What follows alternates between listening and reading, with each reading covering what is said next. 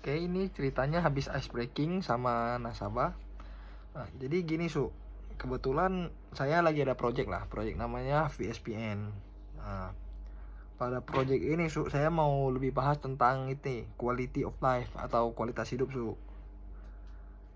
Nah, sebenarnya udah pernah tahu lah ya atau pernah dengar WHO ini apa? WHO ini organisasi tentang kesehatan global Nah, jadi menurut data WHO eh, per tahun ada sekitar 7 juta kematian yang disebabkan oleh dua faktor Yang pertama tuh faktor eksternal. Faktor eksternal contohnya kayak apa? Contohnya kayak lingkungan air, sampah, berserak-serak, polusi gitulah Nah, tau lah kan, kayak apalagi di Batam ini kayak di jalanan sampah berserak gitu kan. Nah, ini faktor eksternal Yang kedua ini ada faktor internal Yang pertama tuh junk food sama healthy food. Tahu lah kan junk food sama healthy food ini apa Nah, kalau dari sendiri biasanya makan yang mana Oh, healthy food ya ya. Nah, kalau saya sih junk food lebih enak lah kayak lebih cepat, lebih banyak pilihan. Tapi tahu nggak junk food ini nggak sehat karena bekas minyak goreng. Kita pun nggak tahu minyaknya bekas goreng berapa kali, berapa banyak gitu kan tapi healthy food ini sebenarnya nggak sehat kali Nah, tahu nggak healthy food ini kadang di pabrik-pabrik itu mereka tuh pakai pestisida yang berlebihan kayak pupuk gitu kan supaya lebih cepat tumbuh. Oke, selanjutnya nih efek stres tapi kalau aku lihat tak pernah stres lah ya Nah, jadi aku mau kasih tahu lah 6 efek bahaya gara-gara stres. Yang pertama tuh bisa kanker sama gangguan imun. Yang kedua penyakit jantung. Ketiga masalah berat badan. Keempat depresi. Kelima rambut rontok. Nah, ini efek dari stres Nah, yang paling parah ini lebih bahaya ini sindrom metabolik Contohnya seperti tekanan darah tinggi, kadar gula tinggi. Nah, bahaya kan kan. Nah, ini semua bisa dipicu gara-gara stres saya Sama ini menurut data percaya kan kalau penyakit kritis bisa nyerang siapa aja Nah, jadi menurut data 80% penduduk Indonesia itu sebelum meninggal mereka terserang penyakit kritis dulu. Bahaya kan. Nah, ini penyakit apa yang paling bahaya di Indonesia saat ini kalau menurut dari 4 penyakit ini, yang pertama stroke, sakit jantung, gagal ginjal sama kanker tuh mana yang paling bahaya yang sering dengar lah? Stroke ya ya.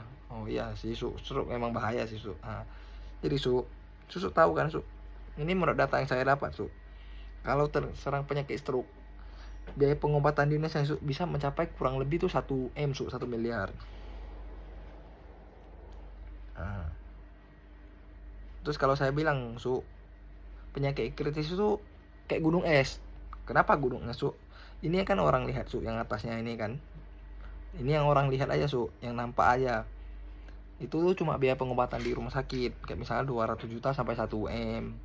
Nah, yang orang nggak lihat ini yang di bawahnya yang besarnya apa aja yang pertama tuh kalau misalnya lah terkena penyakit kritis lah stroke, itu harus kalau berobat itu harus bawa orang lah kan dia udah stroke nggak mungkin sendiri kan kan kayak kemana-mana lah, ke Singapura, ke rumah sakit. Nah, itu ditemenin entah sama istri atau anak keluarga. Nah, itu juga butuh biaya yang kedua bisnis atau pekerjaan lah Nah, gara-gara stroke ini bisnis pasti terganggu dia udah sakit lah, gimana dia mau jalanin bisnis. Nah, dari bisnisnya keganggu otomatis pendapatannya terhambat mengurang.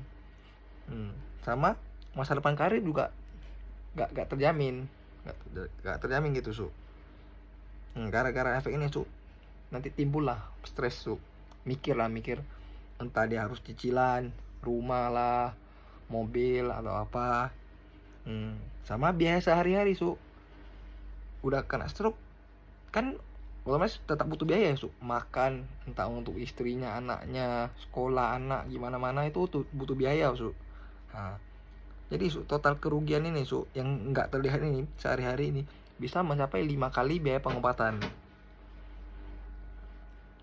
Contohnya lah ini ada sepasang suami istri kerja lah atau suaminya kerja dapat penghasilannya untuk apa? Biaya hidup sama tabungan. tabungan ini untuk apa aja, misalnya untuk pendidikan anaknya di masa depan, atau untuk dia menabung pegangan, sama atau untuk dana pensiunnya di hari tua nanti. Jadi bisa kita tahu lah Su ya, ini udah tujuan keuangan semua orang lah Su ya. Nah, jadi ini ada ilustrasi lah Su. Contohnya ini Bapak A, umurnya 35 tahun, dia nggak ngerokok. Dia menabung uang di bank per bulan, masukin 10 juta ke bank.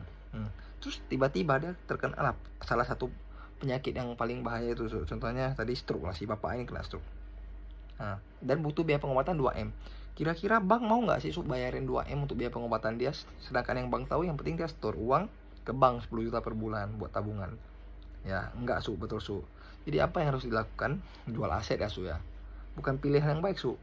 Misalnya dia jual rumah, istrinya sama anaknya mau tinggal di mana Su? Yang kedua, jual mobil. Seperti yang kita tahu lah Su, jual mobil gak gampang sekarang Su. Orang maunya mobil yang bagus. Nah, contohnya mobil kita mobil lama, mobil bekas. Nah, orang pasti lihat-lihat dulu Su. Itu pun butuh waktu penjualannya. Yang ketiga, pinjam. Nah, kalau udah sakit kritis gini Su, mau pinjam sama siapa? Saudara, keluarga, susah Su. Oke lah kalau kita bilang dia dapat pinjaman. Nah, pasti orang nagih lagi Su. Atau orang mikir, nah ini udah sakit kritis, butuh biaya pengobatan sebesar itu, siapa yang mau pinjamin sih Su? Yang ketiga nih, sumbangan. Su pasti pernah lihat lah ya, kayak di Instagram, Facebook, atau di mana sumbangan, orang minta sumbangan. Nah itu juga makan waktu Su. Belum juga bisa kekumpul semuanya sampai 2M biaya pengobatannya.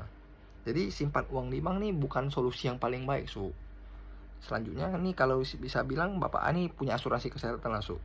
Nah sama dia bayar 4 juta per bulan, terus tiba-tiba dia terkena penyakit kritis dan butuh biaya pengobatan 2M. Nah kira-kira asuransi kesehatan ini mau bayarin nggak Su? Enggak pasti Su. Soalnya asuransi kesehatan ada 2 jenis. Yang pertama tuh inner limit. Contohnya ini, terkena luka bakar, butuh biaya pengobatannya 1,9M. Dan biaya yang diajukan ke asuransi itu 1,9M. Sedangkan yang dibayar cuma 158 juta. Dan jumlah harus dibayar sama susu Bapak A sendiri ini harus 1,7M. Kira-kira asuransi kayak gini bagus nggak sih Su? Atau harus tukar atau gimana? Nggak bagus Su ya, rugi juga sih Su. Nah selanjutnya itu ada asuransi kesehatan sesuai tagihan. Nah sesuai tagihan itu maksudnya gini, ada seorang nih Su, dia pergi berobat lah Su di rumah sakit dan butuh biaya pengobatannya mencapai 4,4M.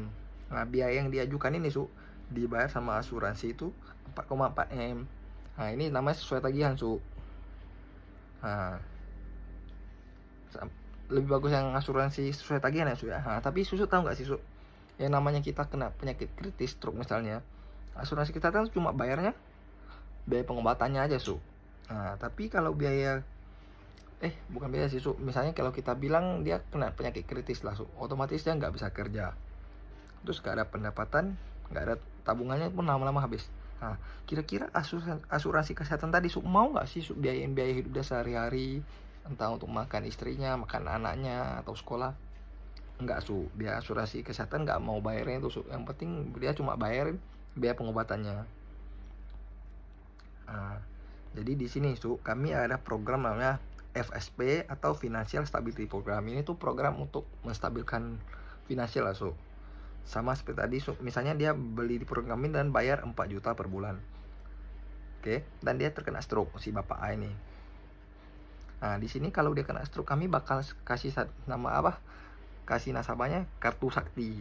Nah, kartu sakti ini untuk apa? Nah, ini buat dia pakai untuk biaya perawatan, rawat inap, udah sesuai tagihan. Nah, itu pun dapat kamar VIP 1 bedroom seumur hidup di negara-negara Asia Su, dan termasuk Australia.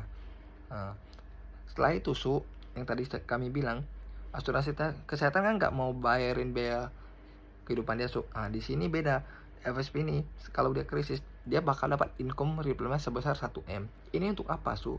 Ini ya langsung masuk ke rekening pribadi untuk pakai, misalnya untuk dia pakai sehari-hari lah buat makan.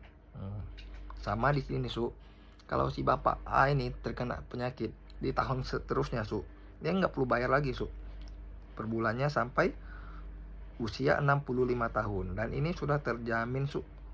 Nah, terus ini yang terakhir, life protection, warisan lah su. Setelah meninggal su, ini bisa dapat warisan buat anaknya lah, buat dia tinggalin lah. Misalnya si bapak A ini dia kepala keluarga kan su kan, dia meninggal dia bakal dapat 2M untuk tinggalin untuk keluarganya su. Dan juga dapat investment return dan benefitnya buat jalan di tahun ketiga su. Nah, jadi menurut susu dari salah satu dari 3 yang saya sebut ini mana yang paling bagus su? Yang pertama simpan uang di bank, kedua asuransi kesehatan, atau yang ketiga financial stability program ini su. Nah, pasti financial stability program ini su ya. Oke.